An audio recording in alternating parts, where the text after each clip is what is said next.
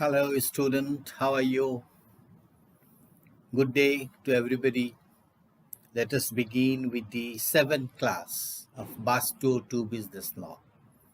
By now, we have gone quite a lot. And in the last class, do you remember we discussed about the dissolution of a contract, how a contract comes to an end, discharge of a contract. Because I shared with you that no contract is created for eternity. Behind every contract, there is a purpose, and as soon as the object or the purpose of the contract is accomplished, the contract comes to an end. So there are different methods how contract is dissolved that we have discussed in the last class in detail. I am not going to interfere with that anymore. Today will be the last class for law of contract. Now, in our last class, we have seen that breach of a contract is one of the ways by which a contract comes to an end. So, breach is a method of dissolution of a contract that we have seen. Now, what happens if there is a breach of contract? Breach means one of the party to the contract, for some reason, could not perform his part of the obligation. He failed to perform his part of the obligation. So there is a breach. The breach occasioned due to the failure of either of the party, whatever the reason may be. Now, in case of a breach of the contract, the other party in the contract has certain remedies. And it is important for us that we know all the remedies. As a matter of fact, if you pursue the Contract Act 1872, the statute contains as many as 3 remedies. The first one is damage. Whenever there is a breach, the other party has a right to go to the court and say, I have suffered from the breach. He failed to perform his obligation, so I want damage and compensation. This is common, universal, it's common. But then again, there are 2 remedies. The remedies are also available in case of a breach of a contract, but Contract Act 1872 do not provide for that.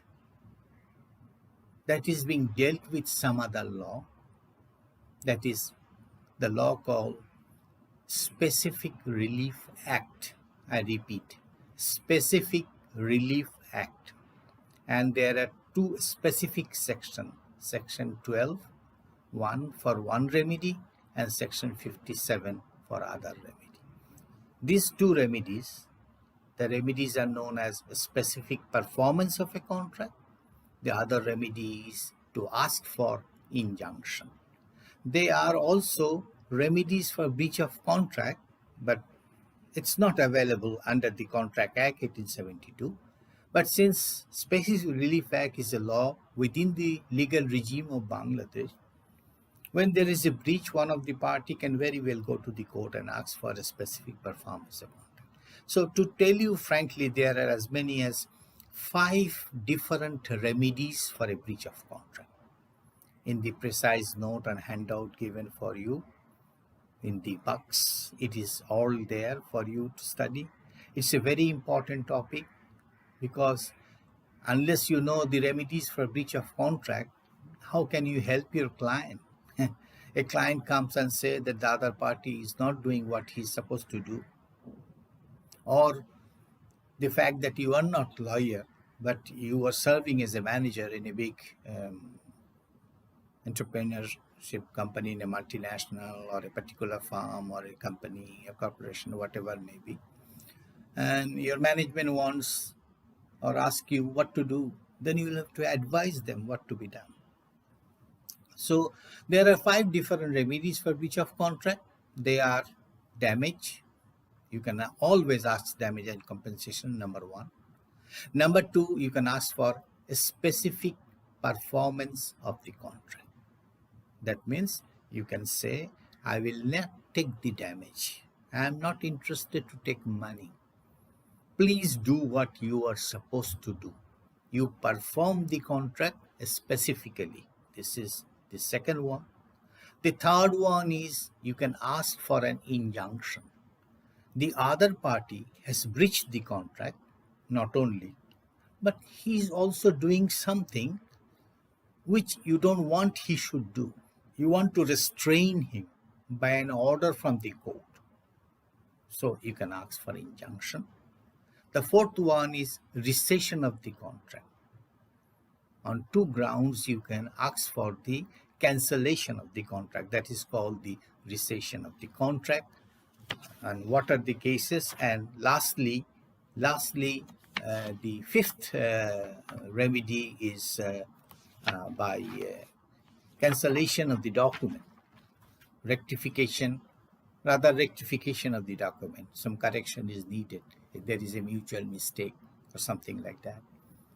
One party can go to the court and say, yes, there is a written contract between us, but then again there is a mistake. It needs to be correct for future. So these are 5 different remedies that are available. Again, I am repeating that out of these 5 remedies, 2 of the remedies, specific performance of a contract and asking for injunction, are not there under the Contract Act 1872. If you open a statute book, either in online, you go there and see the Contract Act 1872, you will not find any provision for that. But then again, it is there in other law. The name of the law is a Specific Relief Act. It is there in your precise note I have given there for your references. So if you like to, you can go to that particular law, see the section, and ask your questions from the section to be answered. Anyway, so we have 5 different remedies for breach of contract: damage, number 1, specific performance, injunction, rescission of the contract, or rectification of the contract. Number 1, damage. That is the most common remedy. Whenever there is a breach, there is a damage. Other party can always go to the court and ask for damage as a matter of right. You breach the contract, the other party has a right. The right is, it's a matter of right. He can immediately go to the court and say, give me damage and compensation. Now, this damage and compensation is a universal remedy. In all cases of the contract, in all cases of breach of a contract, damage is so common. It's very common. Damage can be of 2 types. Nominal damage, where one of the party did not really suffer much. The other one is substantial damage, a damage which can be calculated in terms of money value. You can calculate it. Now, nominal damage may happen in such a case where, as a matter of fact, one of the party did not really suffer anything. One of the party did not really suffer anything. You can say, how it can be so? How then there is a damage? Yes, it can so happen. Let me give an example. I entered a contract with one of my students that he will paint a picture for me. He's a good painter. So I promised him to pay 20,000 taka. So after 7 days, he called me and said, sir, if you don't mind, this time every class is in on virtual classes. These are all in online. Midterm is approaching.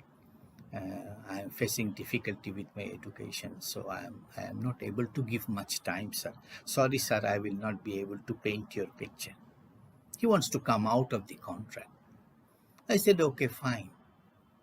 But as a matter of fact, there is a breach of contract. There is a breach of contract. And I can still say I suffered from it. But in reality, did I suffer anything? I didn't suffer anything. I didn't pay any advance money to him, nor I have done anything for him. It was a reciprocal promise. It's what a reciprocal promise. He will paint. After painting, I will pay him the money. So as a matter of fact, I haven't suffered anything. But then again, there is a breach of contract. So as I say, whenever there is a breach, I can go to the court and ask for damage and compensation. So I can go to the court and file a case for damage, but the court will give me nominal damage. Court will say, Mr. Mahmood, actually what you have suffered, you don't really suffer in terms of money value. So, okay, fine, nominal damage, taka 500, nothing more than that. So nominal damage is something like that. But in case of a substantial damage, the damage is such that can be calculated in money value, and really one of the parties suffer loss, and the court will try to calculate what is the loss.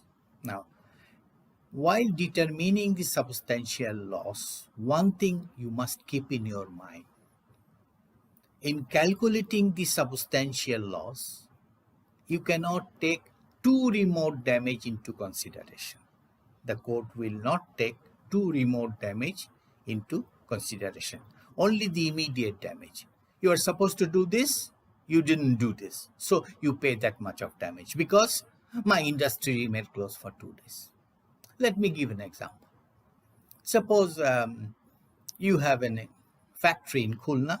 You receive a call from the factory that some special spare parts to be go there. So you bought the parts from here, you leave it to some SA Parivahan or something that it must go there. It was supposed to be reaching there day after, next day, but it didn't really reach there. Unnecessarily, unusually, there is a delay of 3 days. So your factory remained closed for 3 days. The court will calculate the substantial damage in that fashion. Court will say the goods, the parts were not there in time. So the effect of that is that industry remained closed for 3 days and you will get damage for the 3 days. Every day you earn, say, 50,000 taka from the factory. So 3 days, 1,50,000 you will get. But you cannot say that if the parts were there, my industry would have run. If I could run the industry, I could produce clothes. These clothes could be used as a sample to the Western foreign buyers. And there was a possibility for my factory to get an order of 5 crore taka or 3 crore taka. And then there is a possibility that I would have make a profit of, say, 50,000 taka, 50 lakhs taka or something like that. So you cannot just show the causal connection. Had the parts reached there, industry would have run. Had the industry functioning, you could make sample clothes. Have there is sample clothes, you could participate at international tender and get a work of, say, 10 crore or 5 crore taka and make a profit of 50 lakhs or 1 crore taka, whatever may be. This sort of too remote. This is a damage. Yes, of course, this is a damage. You couldn't participate in the tender and blah, blah. But this is a too remote damage. In calculating the damage, too remote damage will not be taken into fact. So 2 types of damage, nominal damage and substantial damage. Nominal damage, one of the party actually did not suffer anything, but even as a matter of right, he can ask damage. Court will give a very nominal amount. Substantial damage, yes, one of the party really suffers on account of the non-performance of the contract, as the example I have given. Here the court will really try to calculate the real damage, and he will give the damage as compensation. So this is. The other thing is that according to with the damage is another thing that we are going to discuss in the second segment of this class. So with this word, we come to the end of the first segment of class 7. Thank you.